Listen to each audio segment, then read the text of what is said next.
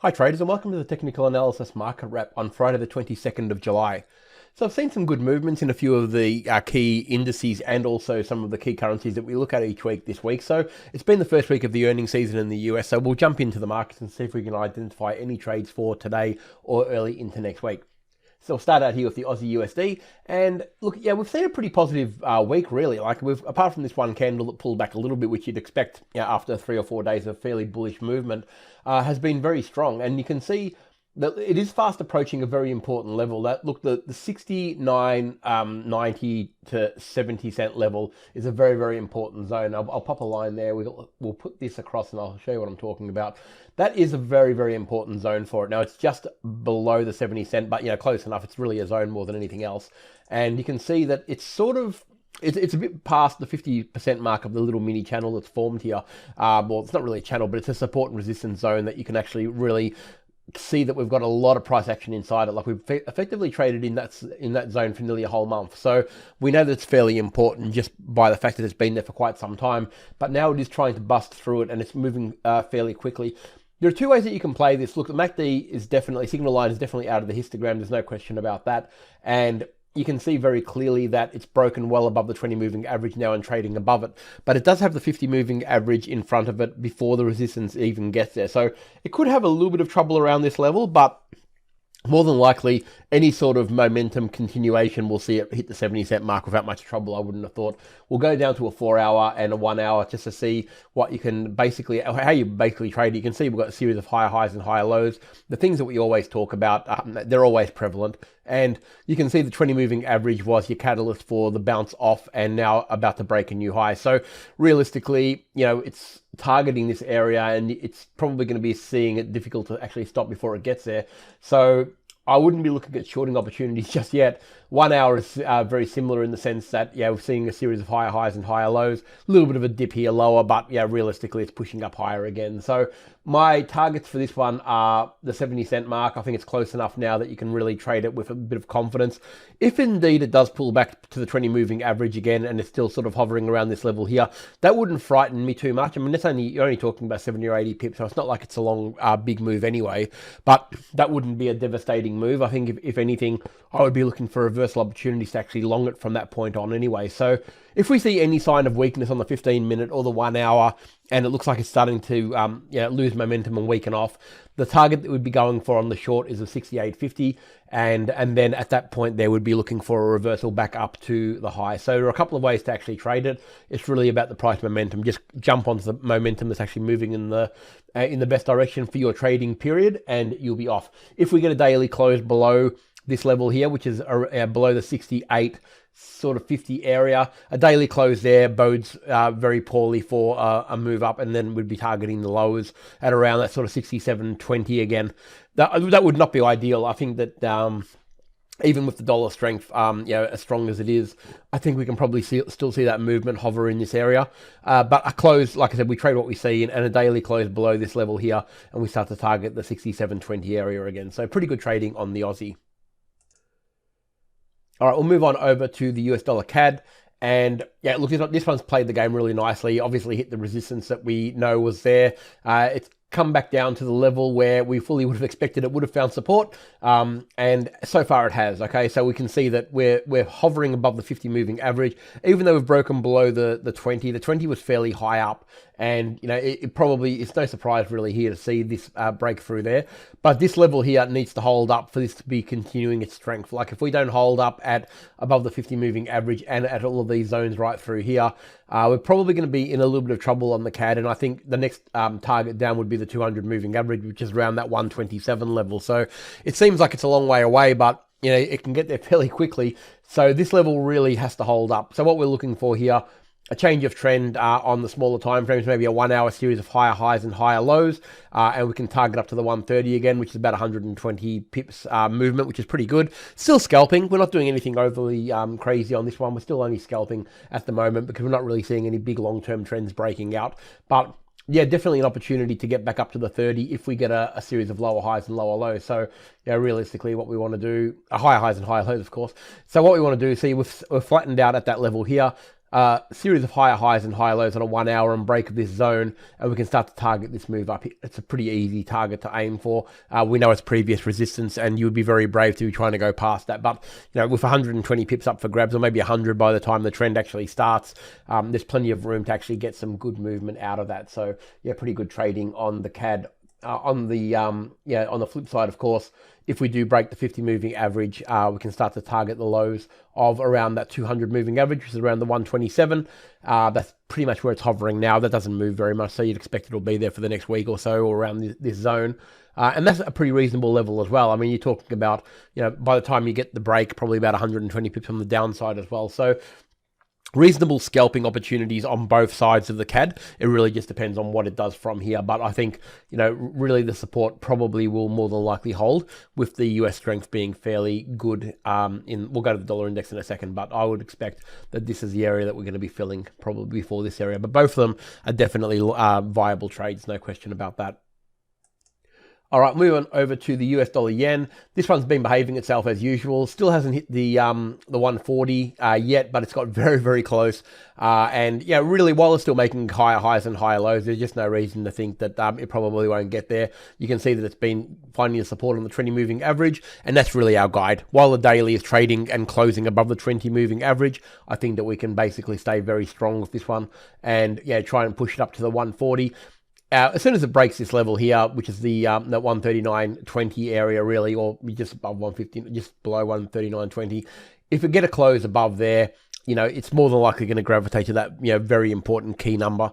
It has to hold up obviously above the 20 moving average. I wouldn't want to see weakness here. A series of lower highs and lower lows would not be ideal, that's for sure. But realistically, while it's been holding up, there's no reason to think that it's actually going to weaken anytime soon. This has probably been the strongest of the dollar-based pairs anyway, because realistically, this hasn't had the bigger pullback like some of the other ones have. So really, if we hold up above the 20 moving average, if you want to scalp, we can basically go. What I like to do is know where the 20 moving average is, draw a line there, and then go to the smaller time frames, so you know exactly where we're aiming for.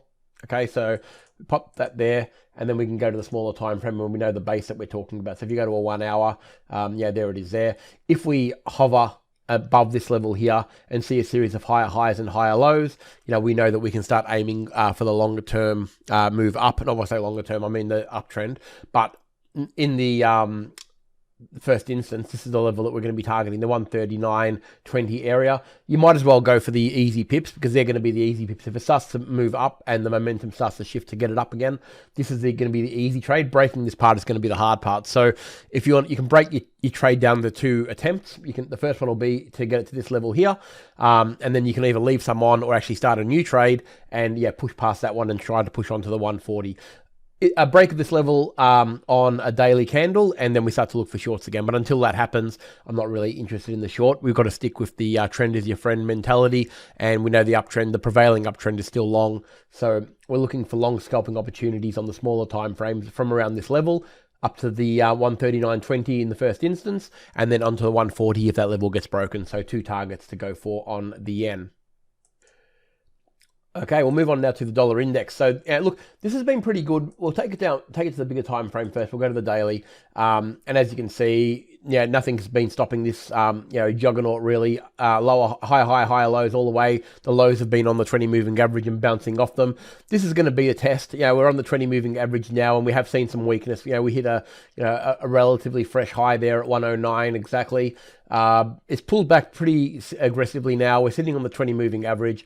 This is the time for it to either continue on or break down. If it breaks down from this level here, the first target we're going to be aiming for is around that 105. You can see that we've got the previous highs there. That's going to be a natural roll reversal zone for it. So if it does break the 20 moving average, our target's going to be effectively the 105. But if indeed the 20 moving average holds up, the first target's going to be effectively the 108, the low 108s first, and then at an extreme, the 109. Of course, the euro is the one we really want to focus on there, because that's the easy short.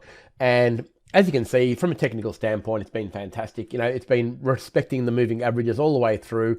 You can see here that we had that little mini zone where the 20 moving average did hold it up. But again, this is very similar to the dollar index, except in reverse, of course, that while it's trading under the 20 moving average, we're just remaining short. So if we do get a close above the 20 moving average on the daily on the euro. The first and easy target is going to be that 103.80 to 104 level. So a pretty easy zone to aim for. If it gets a close above the 20 moving average, it will just get there. So because the momentum will shift it and push it up there. So realistically, if we spin around here and lose momentum, the dollar index picks up off the 20, you're going to start targeting the lows again at around the parity level or the 100 and .50, which is a pretty easy sort of trade. That's the first trade that you'd be basically taking, but you need to see that zone broken. I'll go on the 1 hour to show you that zone a little bit more clearly. This zone here needs to be broken for that to happen. So if we get a series of lower highs and lower lows and a close below this level here, which is around the 101.80 level, then we can start targeting the 150 level. So that's pretty much the easy trade on this one. But if it does go long, again, it's a pretty easy trade as well. If it does break and close above the 20 moving average, it's a very easy aim for the 103.80, which is the most likely target because that's going to be your roll reversal zone. So very, very straightforward trading on the euro. And hopefully you've been able to catch some of these moves because they have been fairly consistent with what we've always talked about and behaving themselves very, very well from a technical standpoint. So on to our last one, the S&P 500. Look, we know we're in the middle of earnings season. We're not in the middle. We've only just started it, actually. But, 1 week in, and the results have been in line or better than expected, which, of course, has seen the market move and react in a positive way. We've seen a very strong week, really. And, it's doing all the right things for a potential move to the 4100. This is the 4150, actually, is the level that I've really probably set for it. If we get to this level here, let me just draw it up properly. This is the level that I'm talking about because that's a roll reversal zone, okay? And roll reversal zones act as a magnet, really, when they come through.